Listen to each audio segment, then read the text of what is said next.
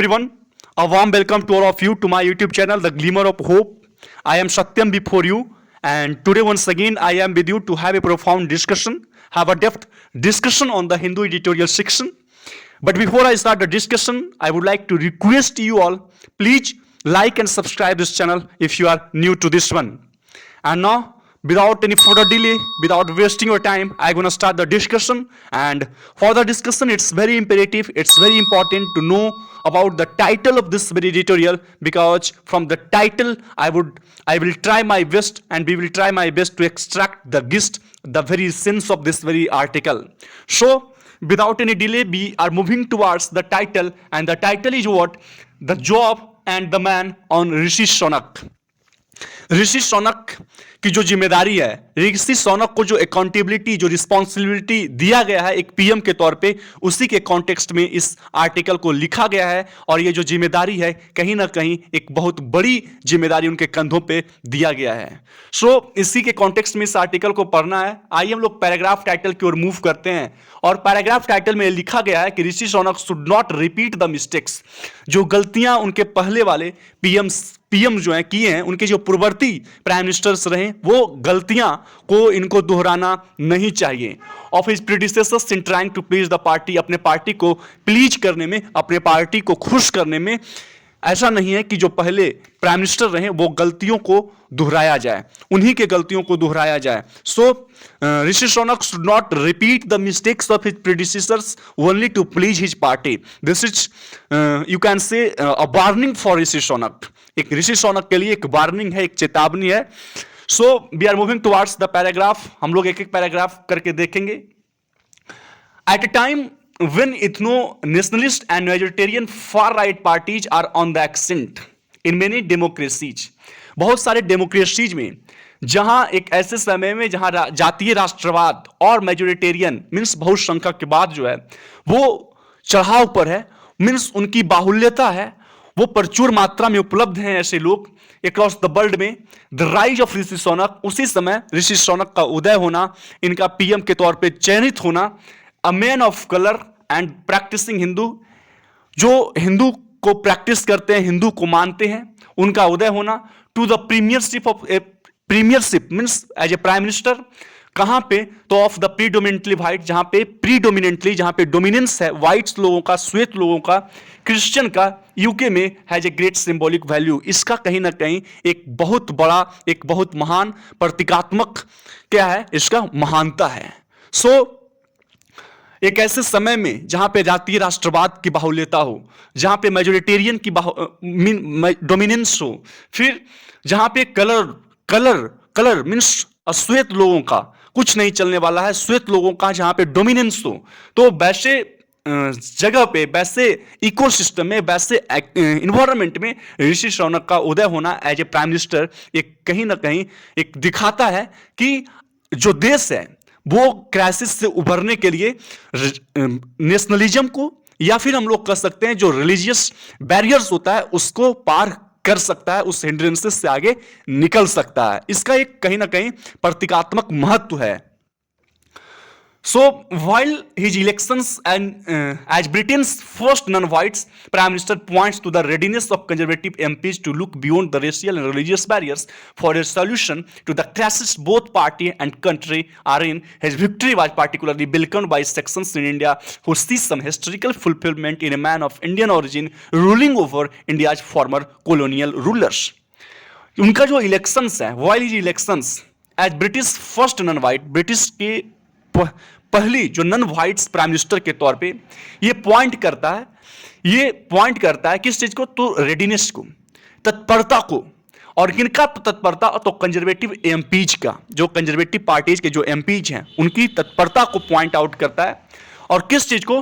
To look beyond the racial and religious barriers, जो racial और जो रिलीजियस बैरियर्स है उसके ऊपर देखने का तत्परता.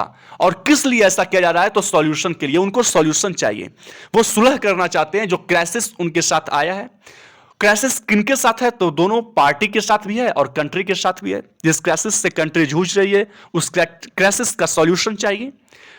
In his victory was particularly welcomed. उनकी जो विक्ट्री है ऋषि शौनक का एक प्राइम मिनिस्टर के तौर पे चयनित होना, ये कहीं ना कहीं वेलकम किया जा रहा है, स्वागत किया जा रहा है कुछ खास सेक्शंस के द्वारा, इंडिया के कुछ खास वर्गों के द्वारा, हुसी जो इस इलेक्शन को उनका चयन होना ऐसे देखते हैं जैसे कि कुछ हिस्टोरिकल फुलफिलमेंट है ना, कि ऐतिहासिक घटना है ये, और एक ऐसे मैन में, एक ऐसे व्यक्ति के लिए जो इंडियन ओरिजिन का हो, जो भारतीय मूल का हो, और जो एक ऐसे भारतीय मूल का व्यक्ति एक ऐसे देश में जो क्या हो, उपनिवेश बनाने वाला हो, मीन्स इंडिया उपनिवेश बनाने वाले देश पर किसी भारतीय मूल के व्यक्ति के शासन को ऐतिहासिक घटना की बराबरी, और हम लोग कह सकते हैं कि ऐतिहासिक घटना की नजर से देख रहे हैं कुछ खास वर्ग के लोग, और इस इलेक्शन को और उनका चयन होना कहीं ना कहीं एक बड़े ही रोमांस, बहुत ही कह सकते हैं खुशी के साथ उसको देखा जा रहा है। But the power of symbolism is limited, लेकिन ये जो सिंबोलिज्म का पावर है, जो महानता है इस पावर में, वो कहीं ना कहीं लिमिट दिखाई देता है when it is tested with the hard reality, जब इसको टेस्ट किया जाएगा जो हार्ड रियलिटीज है। मतलब क्या हुआ, एक तरफ महानता तो है, लेकिन जब प्राइम मिनिस्टर के तौर पे जब वो हार्ड रियलिटीज, जो कठिनाई उनके सामने आएंगे, जो हार्डशिप्स उनके आएंगे, तो जब उनको वो फेस करेंगे तो कहीं ना कहीं उनके पावर्स को लिमिट कर दिया जाएगा। इनफैक्ट वास्तव में in the very circumstances that led to his rise, जिस सर्कमस्टांसेज में उनका उदय हुआ है, should themself serve as a warning, वो खुद में एक क्या है, एक वार्निंग के तौर पे है, वो सर्कमस्टांसेज खुद एक वार्निंग है फॉर ए न्यू लीडर, एक नए नेता के लिए। He is the fifth prime minister since Tories victory in 2010 general election, 2010 में टोरी का जो जनरल इलेक्शन हुआ था, उस समय से अब तक पांचवा प्राइम मिनिस्टर ये है, पांचवी प्राइम मिनिस्टर है, और तीसरा है लास्ट 2 मंथ्स में, पिछले 2 मंथ में ये तीसरा प्राइम मिनिस्टर है। सो लिस्ट्रस हिज इमीडिएट प्रीडिसेसर्स, जो लिस्ट्रस इनके जो पहले वाले पूर्ववर्ती रहे, जो इमीडिएट प्रीडिसेसर्स रहे, हैड ऑल्सो प्रोमिस्ड, उन्होंने भी इस बात का वादा किया था कि वो रिवाइव करेंगे किस चीज को, द इकोनॉमी को, वो इस बात को वादा किए थे कि हम इकोनॉमी को पटरी पे लाएंगे। But excited in 7 weeks एमिड hostile market reaction, बहुत ही होस्टाइल मार्केट रिएक्शंस के बावजूद उन्होंने क्या किया, बहुत ही उनका एक्साइटमेंट जो था वो बढ़ गया, और to her policy measures and open revolt among the Tory MPs, और टॉरी एमपी जो सांसद थे उन्होंने खुला बगावत किया, और जो उनकी जो पॉलिसी रही, पॉलिसी मेजर्स रहे, उससे होस्टाइल मार्केट रिएक्शन निकला, और जो वादा किए थे इन्होंने उसको निभाने में कहीं ना कहीं इनको विफलता हाथ लगी। So when the conservative party is born outright victory in 2019 election under Boris Johnson, not many expected Mr. Sunak as former hedge fund manager to end up as the party leader in 3 years. Means जब conservative parties ने completely win किया था, victory लाया था 2019 के general elections में, Boris Johnson की अगुवाई में, बहुत सारे लोग ने इस बात को एक्सपेक्ट नहीं किया था, बहुत लोगों को यह आशा नहीं था कि जो फॉर्मर हेज फंड मैनेजर हैं वो अपनी जो लीडरशिप है उसको इंड करेंगे पार्टी लीडर के तौर पे 3 साल में, मतलब एक प्राइम मिनिस्टर के तौर पे उभर कर आएंगे, ऐसा कोई लोगों ने आशा नहीं किया था। And it he is not 10 Downing streets presiding over a party that is at war with itself and an economy that has an estimated budget deficit of $45 billion and is headed towards recession. और अब क्या है, he is now in 10 downing streets, अब 10 downing streets में यानी कि prime minister के तौर पे नियुक्त हो चुके हैं। प्रिसाइडिंग ओवर ए पार्टी, एक ऐसी पार्टी को प्रिसाइड ओवर कर रहे हैं, एक ऐसी पार्टी के चार्ज में है जो अपने आप में अपने एमपीज को लेकर युद्ध में है ना, और अब इकोनॉमी जो है उनका जो एस्टिमेटेड बजट डेफिसिट है, जो घाटा है, वो $45 बिलियन का है, और वो रिसेशन की ओर अग्रसर हो रही है। सो टाइम है उनके लिए बहुत ही टफ है, बहुत ही टेंस है, फूक कर कदम उनको रखना होगा, उठाना होगा। The country is also struggling with cost of living crisis, जो कंट्री है वो वहाँ की जो आम जनता है, जो लिविंग क्राइसिस है, जो रोजमर्रा की जो चीज़ें हैं, उसमें भी कहीं ना कहीं उनको बहुत ब्रिटेन की वासियों को बहुत कठिनाई का सामना करना पड़ रहा है। विथ इन्फ्लेशन, जो इन्फ्लेशन है, जो मुद्रास्फीति है, वो और होवरिंग कर रही होती है। मतलब क्या हुआ कि जो चारों तरफ से मंडरा रही है, बढ़ती जा रही है inflation 10%, but he does not have any magic bullets, मतलब इसका मतलब ये नहीं हुआ कि वो प्राइम मिनिस्टर के तौर पे नियुक्त हुए तो उनके पास कोई जादू की छड़ी है जिसको वो चलाएं और सारी जो चीज़ें हैं वो अपनी सामान्य अवस्था में चली आए। सो क्या है कि as the budget deficit remains high, जैसा कि पता है कि जो बजट का डेफिसिट है, जो घाटा है, वो बहुत ही ज़्यादा है, और मार्केट्स आर एजी, मार्केट्स जो है वो बहुत ही टेंस है। He is likely to announce cost cutting measures, वो क्या कर सकते हैं, कॉस्ट कटिंग मेजर्स अनाउंस कर सकते हैं। कॉस्ट कटिंग मीन्स खर्चे में कटौती से जुड़ी कुछ नीति को पेश कर सकते हैं। बट फॉर ब्रिटेन्स, लेकिन ऐसा करना ब्रिटॉन्स के लिए वो are already grappling with high inflation, जो पहले से ही हाई इन्फ्लेशन से जूझ रहे हैं, उनके लिए क्या होगा, that would be bad news, उनके लिए कहीं ना कहीं ये बुरी खबर है।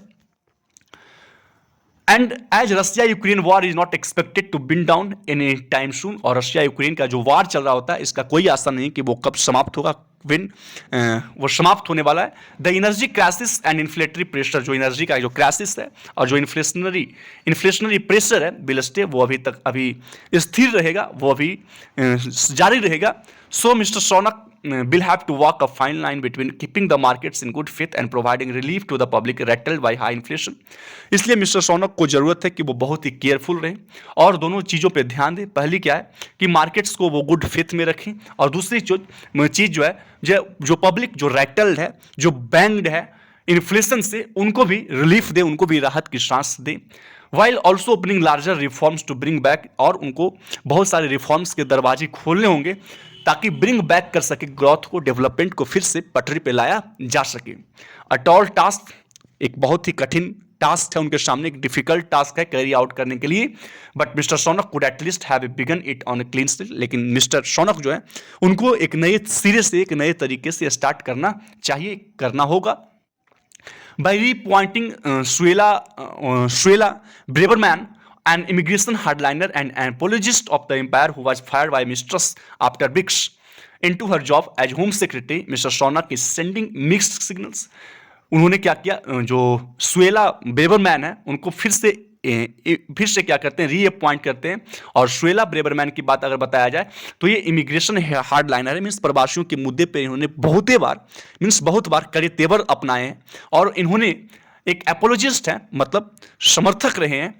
तो किनका, ऑफ द एम्पायर, एक ऐसे एम्पायर का, हु वाज फायर्ड बाई, और उनको क्या किया गया था, उनको बाहर का रास्ता दिखाया गया था, उनको बर्खास्त कर दिया गया था लिस्ट्रस के द्वारा, जब उनको एक जॉब दिया गया था लिस्ट्रस के द्वारा हेम सेक्रेटरी के तौर पे। लेकिन मिस्टर सोनक ने उनको रीअपॉइंट करते हैं, और कहीं ना कहीं उनका रीअपॉइंट करना मिक्स्ड सिग्नल्स को, मिला जुला सिग्नल्स जो है भेजते हैं, लोगों को बताते हैं। If he does not want to repeat the fate, अगर उस मिस्टर सोनक जो है इस बात को चाहते हैं कि वो रिपीट नहीं करना चाहते हैं दूसरी की गलतियों को, उनके पहले जो पूर्ववर्ती एमपीज रहे हैं, पीएम्स रहे हैं, उनकी गलतियों को अगर दोहराना नहीं चाहते हैं, in extremely volatile political and economic climate, एक ऐसे राजनीतिक और आर्थिक क्लाइमेट है जो बहुत ही क्या वोलेटाइल है, जो लायबल टू चेंज है, he should be bold enough, उनको बहुत ही बोल्ड होना पड़ेगा, अपनी साहस को दिखाना होगा, not to repeat he mistakes, उन गलतियों को नहीं दोहराने के लिए इनको साहस इनको काम होना पड़ेगा, इनको इक्वेबल होना पड़ेगा,